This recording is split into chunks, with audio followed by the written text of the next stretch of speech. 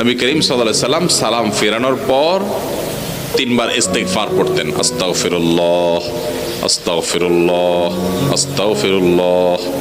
এরপর কি পড়তেন? আল্লাহুম্মা আনতাস সালাম ওয়া মিনকাস সালাম তাবারাকতা ইয়া যাল জালালি ওয়াল ইকরাম।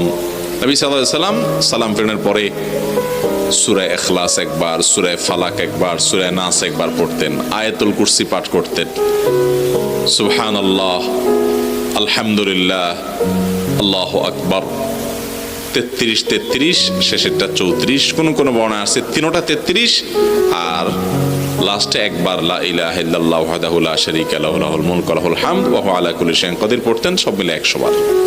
তাহলে তিনটা 33 33 99, আর একবার লা ইলাহা ইল্লাল্লাহু ওয়াহদাহু লা শারীকা লাহু পড়তেন।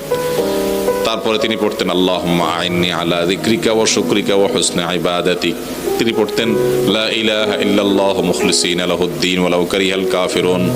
তিনি পড়তেন লা ইলাহা ইল্লাল্লাহু ওয়া লা না'বুদু ইল্লা ইয়্যাহ লাহুন নি'মাতু ওয়া লাহুল ফাদলু ওয়া লাহুস সানাউল হাসান। এগুলো সব আপনাদের মুখস্থ আছে তো সবার?